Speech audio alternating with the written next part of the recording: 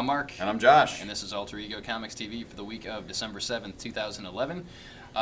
Decent-sized week this week after the anemic week we had last week, but so that makes it easy to choose from the massive piles of stuff that came out.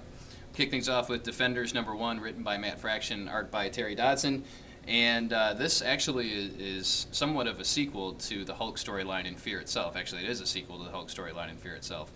And I honestly didn't want to like this because it's the Defenders. Do we need another team book made up of outcasts from the New Avengers and the X-Men? I mean, all these people were on other teams until recently, except for Red She-Hulk. But even that could be argued that she was on Team Hulk.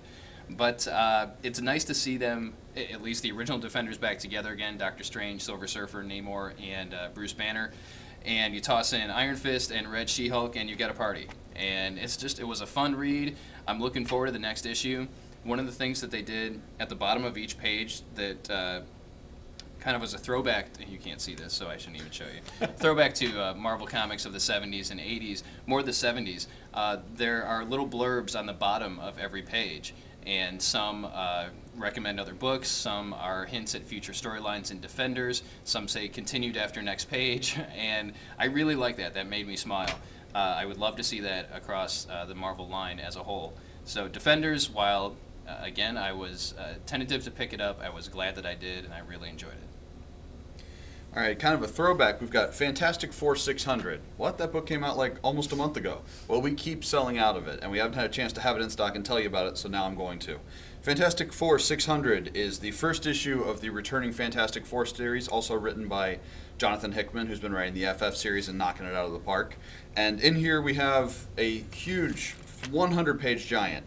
It is $7.99 and it is worth every penny. There's no reprints in here, there's no backstory, there's no concept art, it's all story pages, and it's all relevant to the current storyline. If you've been following the FF, if you enjoyed the Death of Johnny Storm storyline and the starting of the FF1 Future Foundation, this is a great read and you should absolutely pick it up when you see it because we cannot keep them on the shelves. We happen to have a couple copies right now, so if you see this, well, who knows when this will go live. Just come in anyway, and if we don't have it, we'll try and get it for you.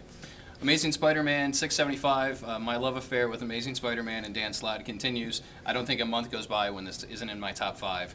And this is the second part of a Vulture storyline, the Adrian Toomes classic Vulture guy. Slott is just creating this new Spider-Man universe, which is outstanding. Throwing Carly Cooper into the mix, and she's still around even though they've broken up. It's starting to sound like a soap opera. But I love that relationship. Mary Jane is still there. And at the end of the issue, we see kind of a cool thing happen with her. And you've got classic Spider-Man villains kind of getting amped up powers, different abilities. In fact, there's something the Vulture does, and Spider-Man says, whoa, you couldn't do that before. It's just really good. Amazing Spider-Man since Brand New Day. When they had the rotating creative teams, it was kind of hit or miss. But since Slott has taken over as the sole writer, and again, it was back at 648, it has been in my top 5 almost every week. And Spider-Man fans won't want to miss it. Villains for Hire #1. This spins out of the Villains for Hire .0.1 issue, which is necessary. 00 negative issue. But you can still pick that up. We have it on the shelves, but you can also pick this up standalone and follow it. It's you see a group of villains led by the Purple Man. Is that actually his name? That's his name. That's actually the villain's name. Yeah. Awesome. He's a bad dude. He is a bad dude. He's a bad mother. Shut your mouth. I was talking about Purple Man. So he's got his own kind of competing franchise using the Heroes for Hire methodology to use villains to combine their powers and become Voltron. No, to combine their powers to pull off more advanced heists to do more evil. And it's actually very good. You see kind of, it's not what I expected the book to be, and I really enjoyed it. Speaking of really enjoying Avenging Spider-Man #2, this is Marvel Team Up for the 21st century.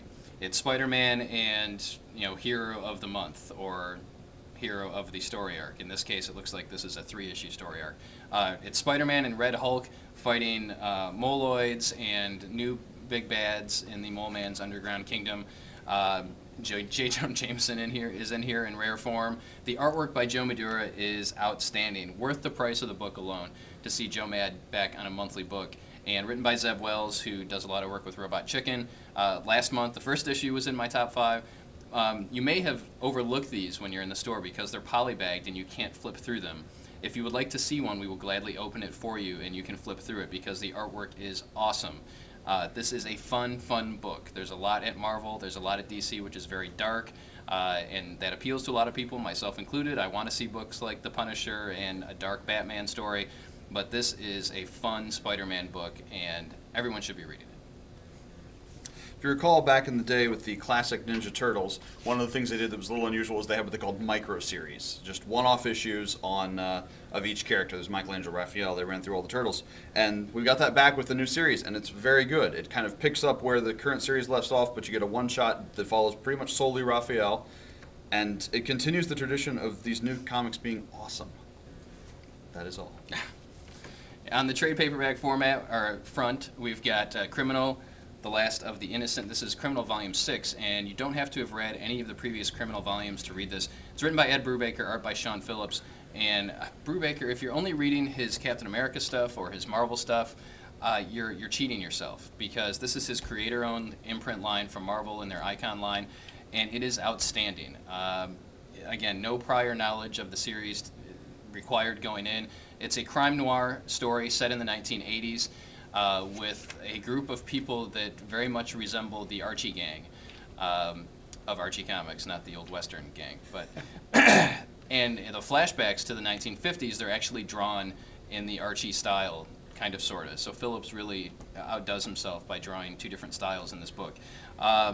It's a dark story, to flip side from the Avenging Spider-Man light and fun stuff. But it is so good. I was just telling someone yesterday that, a lot of comic writers are good comic writers. Brubaker is just a solid writer. A lot of his comics read like novels, and I really love this book. Highly recommend you pick it up. New this week, under the Regenesis banner, we've got the X Club 5-issue mini. This is the first issue, following the adventures of Dr. Rao and Dr. Nemesis and Madison Jeffries and Danger. If you're familiar with the X Club, they've been floating around for the last couple years on Utopia. Whenever Cyclops has a problem, this is who he goes to, which says something when you know the 8 smartest people on the planet, and this is your science team. It's a lot of fun. Dr. Nemesis is a great character, that kind of snarky, mean, and older genius guy that loves nothing more than killing Nazis. And who doesn't love killing Nazis? X Club #1, Regenesis, fun book. My pick of the week takes up almost all the counter. This is the absolute ultimate Gutters Omnibus, Volume 1. The Gutters is a webcomic that I had no idea existed until Josh pointed it out to me. And it's written by Ryan Somer, and he basically makes fun of the comic book industry in his webcomic. And it is awesome. Some of them may not be the funniest things you've ever read, but I guarantee that you will smile or laugh the majority of the time. He's got a group of artists that he works with here that are outstanding. And the cool thing about this is a collection of the Gutters strips from 2010. So it's kind of a time capsule to see what was going on. You can look back and see what the industry was doing at the time. They talk about the return of Bruce Wayne. They talk about the X-Men fighting Dracula. Things that you may have forgotten already, actually. The return of Steve Rogers, and he decides not to be Cap. It's just so funny. I mean, laugh out loud funny. And the size of this thing is amazing. When you open the book, on one page you've got the actual strip that was on the website, and on the other page you've got notes from Somer and an artist bio for the artist that did the strip. We actually don't have this in stock because I honestly don't know how many of you would care about this. So we ordered 3, one for Josh, one for me, and one for a customer who would like this stuff. But I'm happy to order this for you. It is still available at our distributor, and if you want to check it out, we'll have it behind the counter. You can take a look at it, and it's just awesome. You love it, right? Awesome. And my pick of the week is Defenders #1. Unlike Mark, I was very excited for this, and I was not disappointed. It is a sequel to the Hulk story in Fear Itself, but it's also similarly a sequel to the Fear Itself miniseries that had essentially the same group of characters getting back together to fight Atuma when he was granted with a power. It's not Atuma. Not Atuma. Good. And it has the same charm that series had, in that I really like these people. Namor comes off as kind of a jerk a lot of the time, but something about sticking him with the Silver Surfer and Doctor Strange, the banter, is more fun.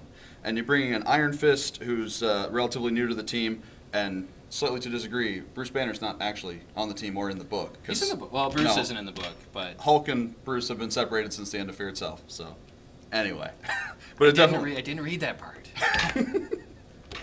Defenders #1, we both love it. It appeals both to a modern sensibility in the universe and also more of a classic, nostalgic feel. Great sense of humor. Great all-around book. Mad Fraction's awesome. Here endeth the lesson. There you go. That's our top of the stack for this week. We highly recommend all of these books. And if you have a different opinion, please let us know.